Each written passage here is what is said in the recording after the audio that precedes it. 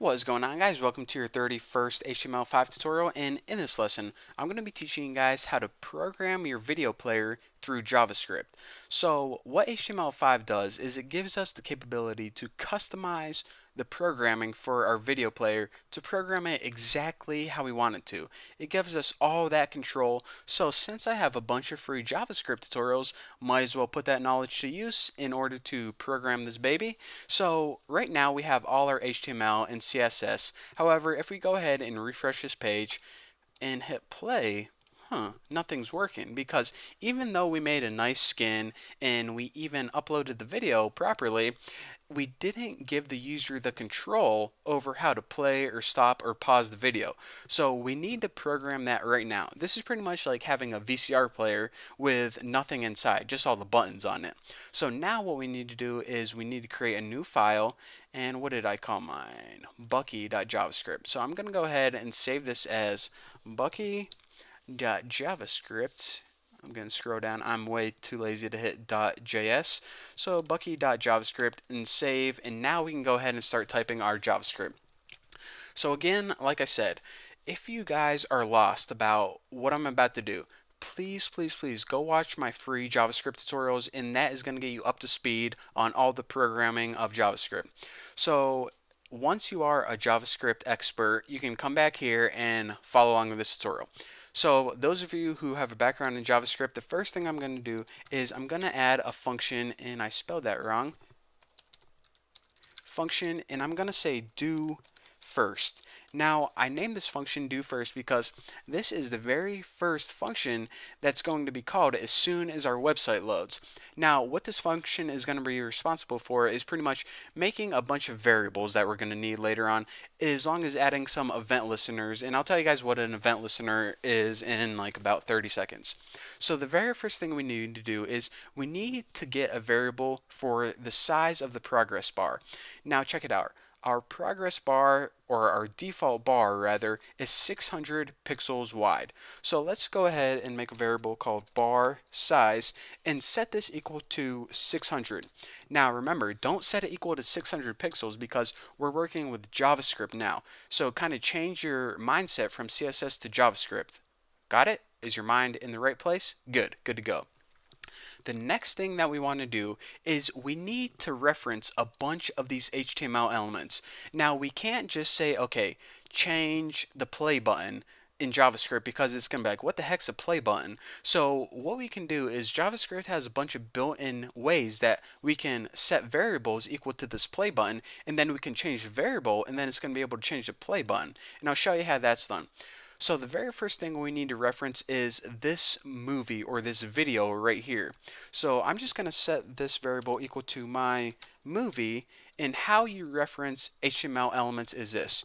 Document, which is pretty much your website itself, your HTML file, and I'm going to hit get element by ID. Now this takes one parameter, and it's the ID of whatever you're trying to reference.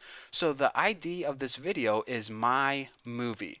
So now we can go ahead and plug this in, and make sure you plug it in between single quotes, my movie.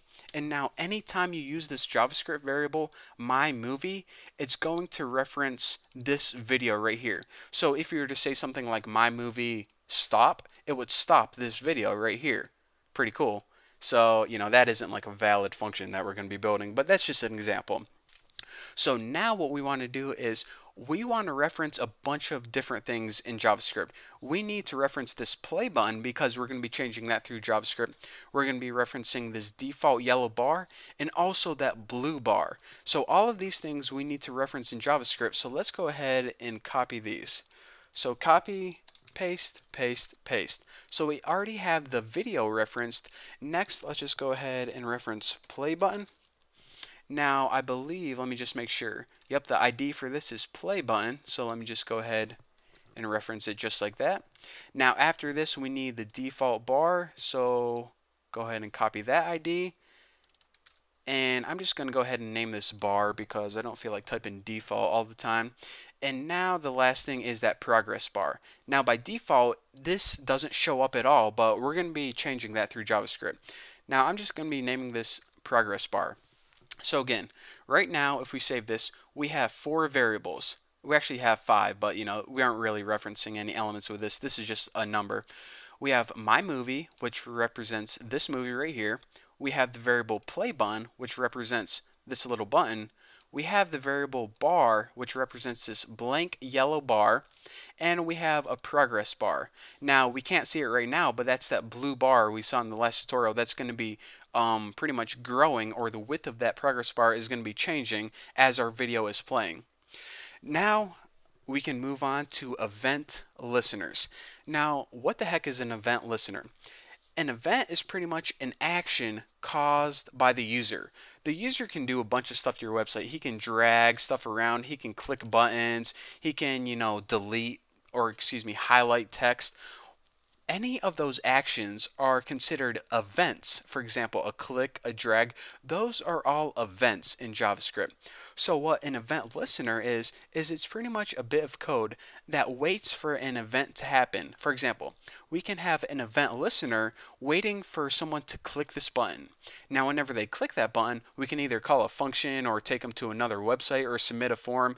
Those are called event listener. Pretty much a little bit of code that we say, okay, wait for event or an event to happen. So what we're going to be doing is we're going to be playing this video when they hit this play button, and we're also going to be changing where the video plays depending on where they click this default bar. So we're going to be adding an event listener to this play button and also an event listener to this progress bar right here. So again, one for this one for this one. So let's go ahead and do that right now. Now, in order to add event listeners, you first write which element you want to wait to listen to. So since we're going to wait till they click that play button, we need to reference play button just like that. Now, in order to add the actual event listener function, just go ahead and add a dot, add event listener, and I always forget this extra E, so make sure I have it right. So event listener is a function that's already built into JavaScript, or your browser, or whatever you want to call it. It's already built into your computer. Now, it takes three arguments in order to work. The first function is, there are different types of events like I talked about. There's click, drag. This one is just going to be a simple click. So we're pretty much saying, okay, whenever they click the play button, what do we want to happen? Well, that's going to be our second argument. We're going to make a function in the next tutorial called play or pause. And the third argument is, I'm not even going to explain this. It isn't important and I'm running out of time. But just go ahead and always put it as false unless I tell you guys otherwise. So pretty much this is how you add an event listener to any element on your website. First, you need to reference the element through this getElementById. And now, once you have a variable that represents the element, you can add an event listener to it. And now, whenever they click that play button, a function called play or pause is going to occur. And you're saying, okay, where is this play or pause function? We're actually going to be making that in the next tutorial. Now, like I said, we have an event listener for this play button. Now let's make one for this default bar. So remember, the bar, the default bar, I just called the variable bar. So let's go ahead and copy that, add event listener. Now, for this one, I'm just going to go ahead and make a function called clicked bar. So whenever they click the play button, this function is going to be called, and whenever they click the default bar, this function is going to be called. Now in the next tutorial, we have to build both of these functions as well as make another function to change the size of the progress bar. So we have a lot of programming to do. So for now, thank you guys for watching. Don't forget to subscribe, and I'll see you guys in the next tutorial.